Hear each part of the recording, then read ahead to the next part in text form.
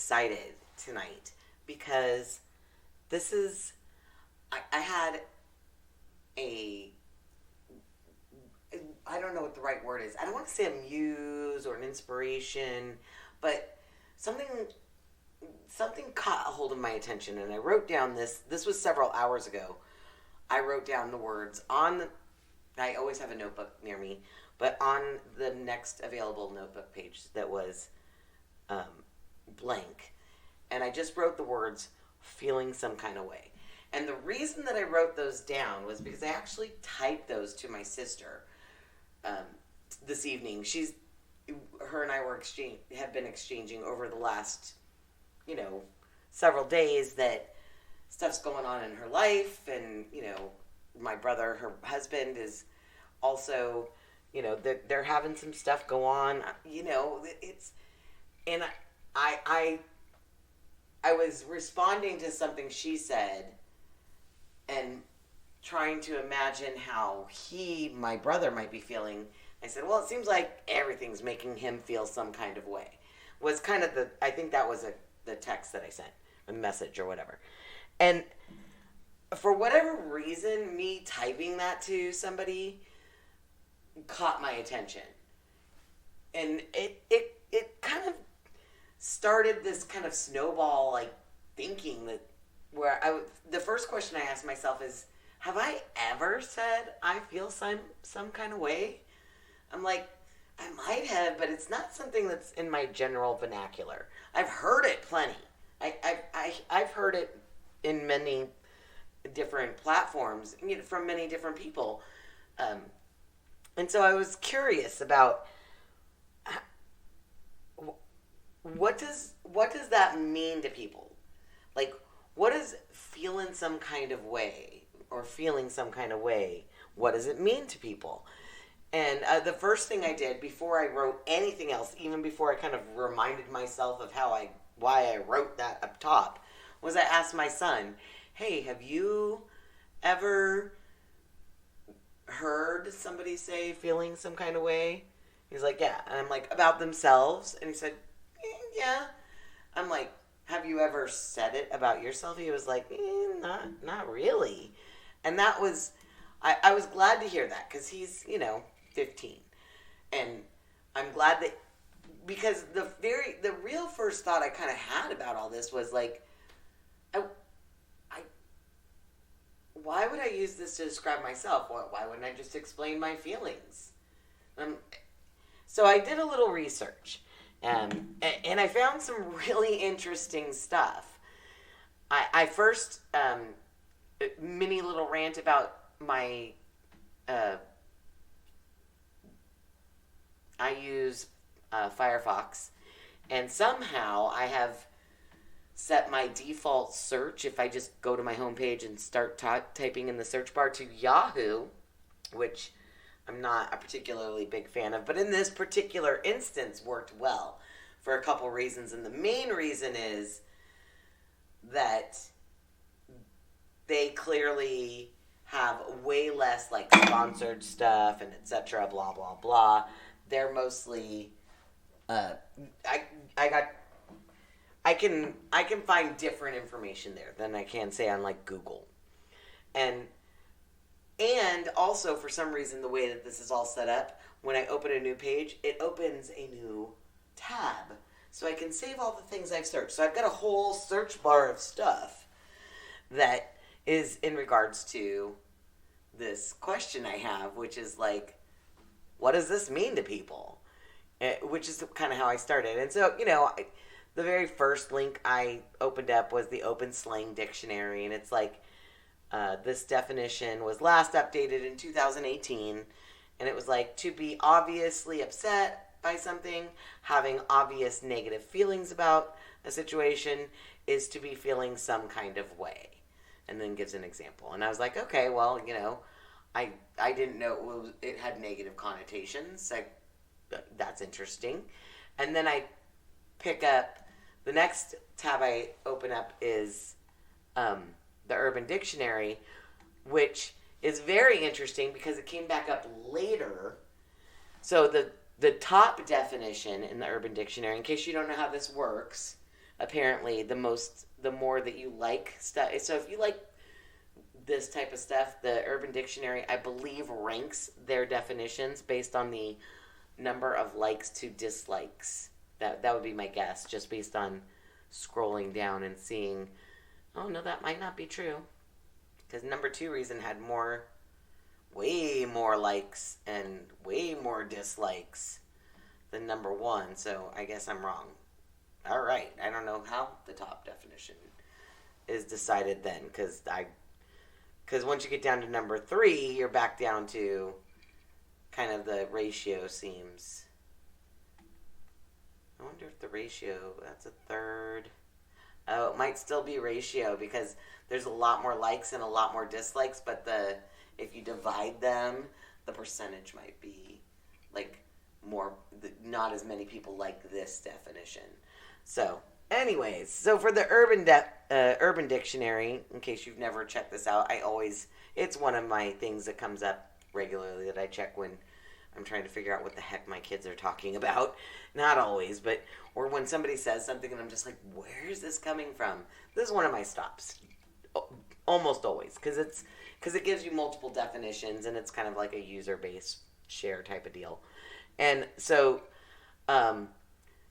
their top definition is catching feelings for someone, which I thought was funny because that's like a whole nother definition that they give you a link to. I'm like, all right, well, I guess it's fair, and then it says, has you feeling confused as to what you should do regarding the person. So this definition is completely indicating that having some kind of feelings means that you're doing this about another person, like you like them or you're feeling some kind of way about them. And so it says maybe wants to start a relationship, maybe wants to just have sexual encounters. Depends on, I like that depends was also linked, like we need a definition for depends, okay, on how deep the situation is. You really want to be close to that person. It goes on. But what's interesting is that later on in my search, the number 4 definition comes up as the kind of like the, I don't know what that's called when you search for something and it gives you kind of a clue into what that is. I'm sure there's a very technical word for that, but I don't know what it is. A lot less people. I mean, the ratio of likes to not likes of this is I would say pretty low, and there's not a lot of people who've decided whether they like it or not. So it's a very low number. I'll post the link to this particular one because I thought it was interesting. Number 4 definition is an illiterate and inarticulate millennial's attempt to convey strong feelings, but who lacks any vocabulary or language skills for doing so. So a catch-all phrase from a popular song is used instead.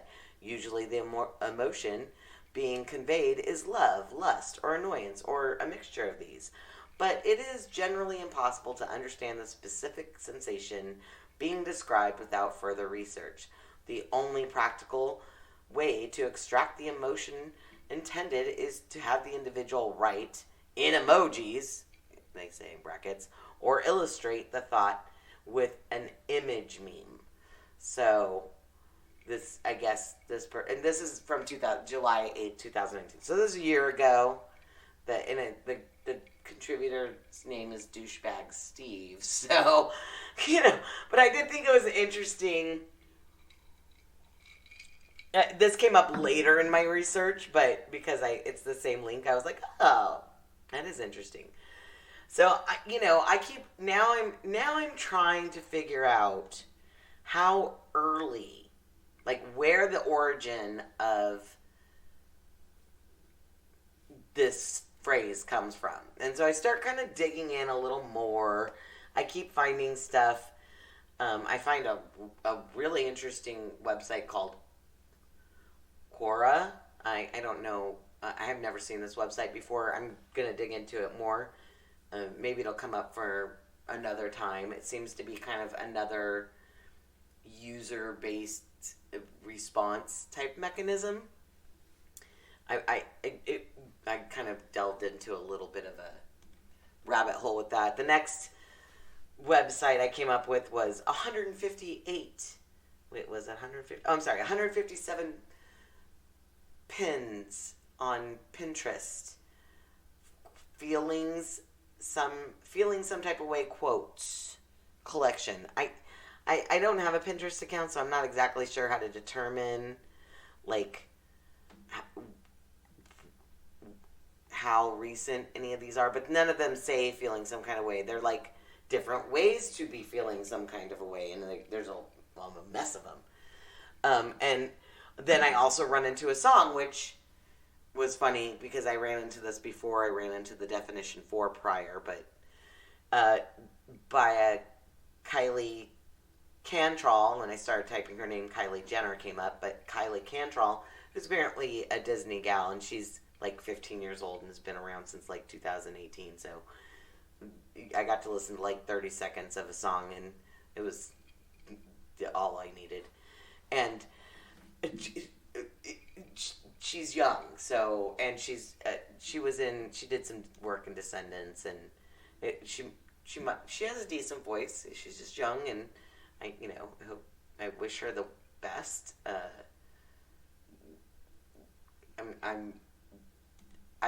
It was just weird that this definition from 2018 referred to somebody picking like song lyrics, and the only song I could find with these lyrics, maybe I didn't look deep enough into that section, was from 2019 from a 15-year-old girl.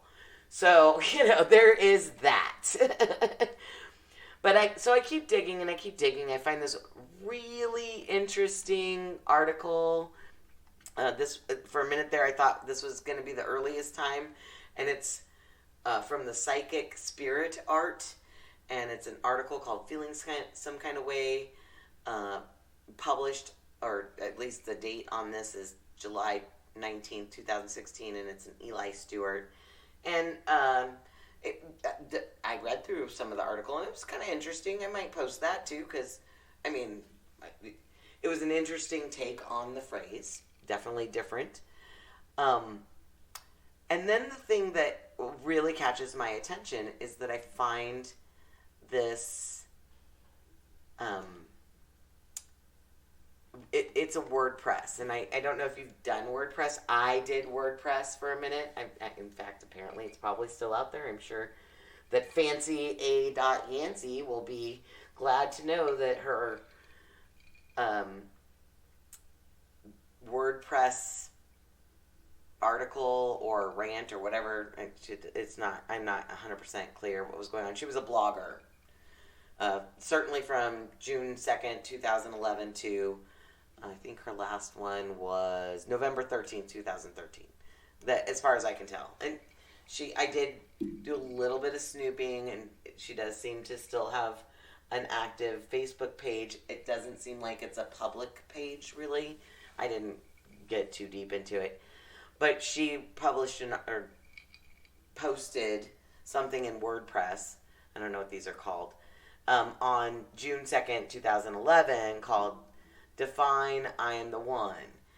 And she said, recently the catchphrase I am the one has been overused, abused, and repeated a ghastly number of times, yet a common denominator I've been seeing is that a few people are able to define its meaning. LOL. And the reason that this comes up is the next thing. She says, here in Dayton, Ohio, us locals have been using it for years. Yes, for years. We've been using the phrase, I am the one, to describe that feeling some kind of way sentiment. Overall, I'm the one has never meant anything good, although that's not to say it can't be used for good things. And she puts feeling some kind of way in quotation marks, which I find interesting because I kind of do a little more searching after this and cannot find another kind of reference. Not that I didn't go digging that deep, but I couldn't find anything before this particular posting and on her WordPress, and it is in quotation marks, which means either she's quoting somebody else or it's already a known thing. And so I find that interesting because here's how language works. And I tell my kids this all the time. Like, we said crazy stuff in the 80s, like gag me with a spoon. I actually don't think I ever said that, like legitimately said gag me with a spoon, like and meant it. In fact, I don't think I've ever said any of these type of phrases. I remember when the whole oh man, what was it with my daughter? I would say it just to like poke at her and annoy her a little bit. It was like, oh, well, she says lit all the time. It's something like that. Oh, I totally can't remember what it is. This was a couple years ago. And every time I would say it, she would just be like, Mom, you're saying that wrong. You know, like, stop doing that. But it's an interesting idea that language, like, coming up with, like, clever ways to say things or ways to say different things have been around for a long time. In fact, I particularly like older writing because I've talked about this before. I don't know if I posted that particular podcast or that particular blast, but I like sometimes, like, I'm still reading Plato Republic, and I'm thinking I'm going to check out the Odyssey next, just because I like being challenged when I read to think a little bit. You know, what are they talking about? What do they mean? Is there more depth to what they're talking about?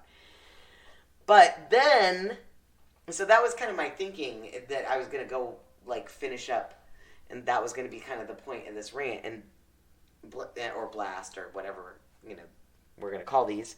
And then I get to this idea where, because I take a break for a minute, I've done all this research, I've been at it for a while, I've been digging around, and I think, you know what? I bet you almost anything that I were to look up on the internet right now would be really heavy with stuff from like 2018, 2019, 2020, because I had to dig pretty far to get to 2011.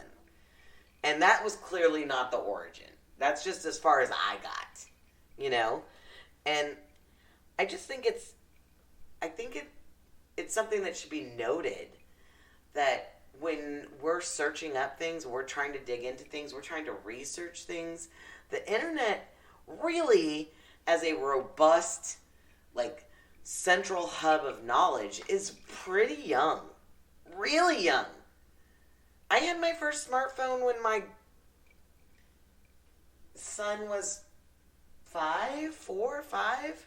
So that's only been like 10 years that I've owned a phone that I can just search whatever I want on, you know?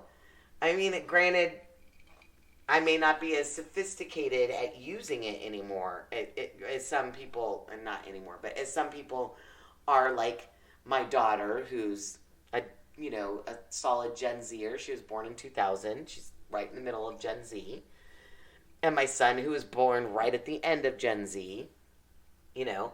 So they have a way more sophisticated, like, interaction with their phones and the computer, and, you know, but the reality is that this state of knowledge, this capability of knowledge interaction with these kind of, like, rapid results and information that's available is super new. So new.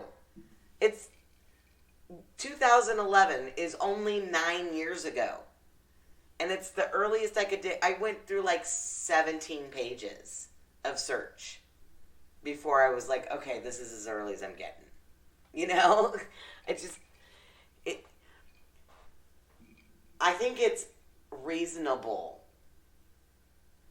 to look up things so that you have kind of an understanding, but I think it's also really important and wise to keep in mind that the information that we are being provided when we use our phones or our computers to do research is limited and is going to be pretty heavy on more recent types of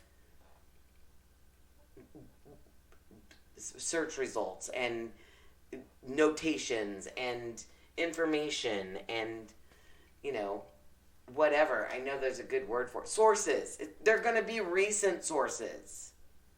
They're going to be stuff that doesn't dig down deep. And, for something silly like, I'm feeling some kind of way, that's fine. Like, I'm fine with the fact that I have a basic idea of what that means if I hear the term and I'm confused by it with sources from the last couple years. But if I'm trying to dig into, like, historical facts and understand what happened at different times, like, really understand, I have found it very challenging to search these kinds of things up because on the internet, because there's always a plethora of very current or more current information, and digging down into anything of depth or before like 10 years ago is very limited. Just something to keep in mind. That's what I have to say. If you have any thoughts or ideas, if you have any suggestions, maybe I'm using the wrong kind of search engines, or I need a library card somewhere that is, or a password into some great, search engine that I'm missing out on, whatever. Like, if you've got any help or suggestions to make me looking into things a little easier, I'm in. Please share them. I'd love to hear them. Y'all take it easy now. We'll talk to you soon.